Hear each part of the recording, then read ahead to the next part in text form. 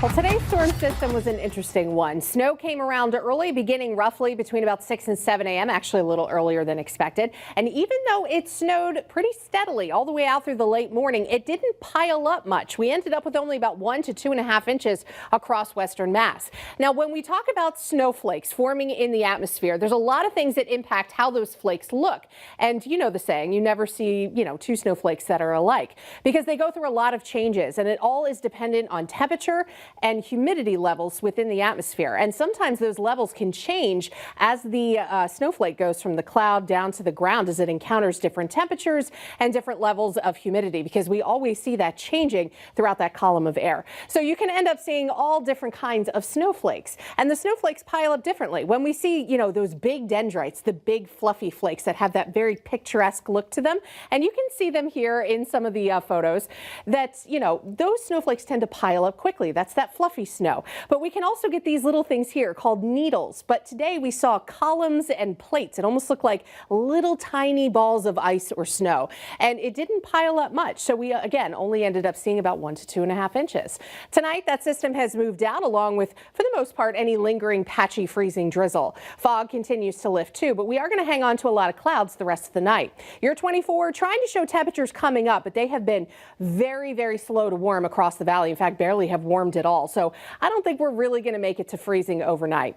We should get back there tomorrow with a chance for a snow shower or snow squall. We're also going to have a lot of patchy clouds and gusty breezes out of the west-northwest. Wind advisories go from 4 a.m. to 4 p.m. and gusts could top 40 to 50 miles an hour.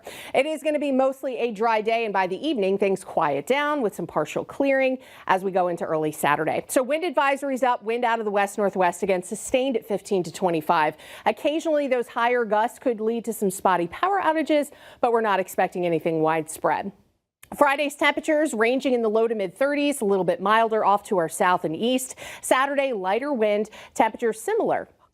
Close to freezing, I would say, in the valley. We'll have some early sun to start, and then clouds will increase ahead of our next system.